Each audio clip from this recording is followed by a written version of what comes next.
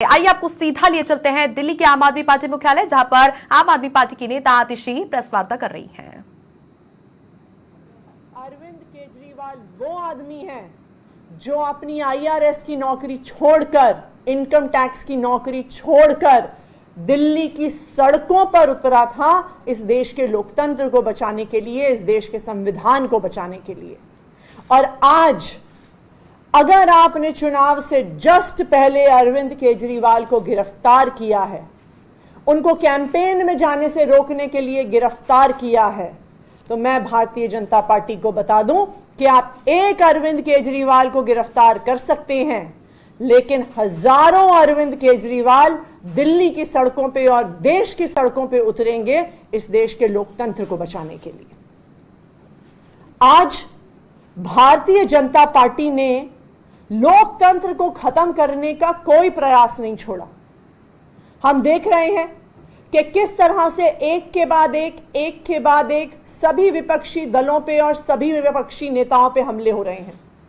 अगर वो भारतीय जनता पार्टी में चले जाते हैं तो उनके खिलाफ केस बंद हो जाते हैं, अगर वो भारतीय जनता पार्टी में जाने से मना कर देते हैं तो उन्हें उठा के जेल में फेंक दिया जाता है।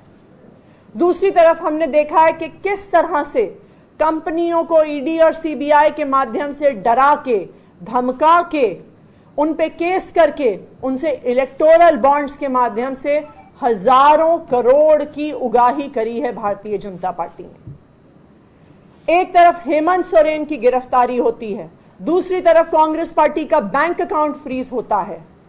ये आने वाले लोकसभा चुनाव को, आने वाले पूरे देश में होने वाले चुनाव को अफेक्ट करने का तरीका है, विपक्ष को खत्म करने का तरीका है। ये चुनाव को चोरी करने का अगर तरीका नहीं है तो क्या है?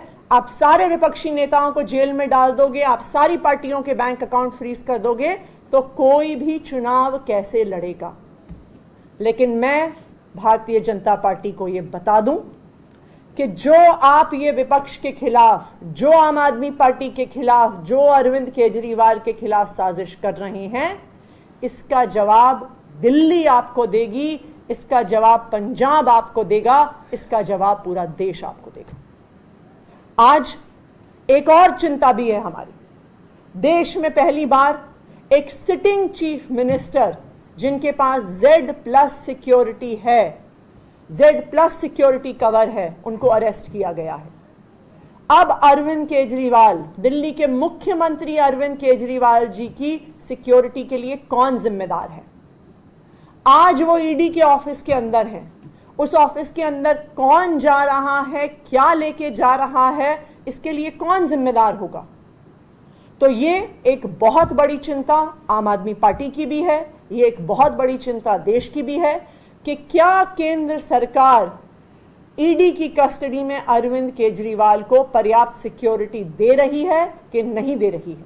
ये केंद्र सरकार का अपना असेसमेंट है कि वो Z+ सिक्योरिटी की आवश्यकता रखते हैं, और एक Z+ सिक्योरिटी की आवश्यकता रखने वाले एक सिटिंग चीफ मिनिस्टर को कस्टडी में रखते हुए ईडी ने उनका क्या सिक्योरिटी का अरेंजमेंट किया है, इस बात को केंद्र सरकार को देश के सामने रखना होगा। Thank you. मैम, आपको क्या लगता है सिक्योरिटी वाला जो आपने सवाल खड़ा किया है, क्या लग रहा है किसी तरीके की साजिश आपको लग रही है कि हो सकती है, या किस तरीके का कंसर्न आप जता रही हैं? देखिए, अरविंद केजरीवाल जी एक Z+ सिक्योरिटी के प्रोटेक्टी हैं।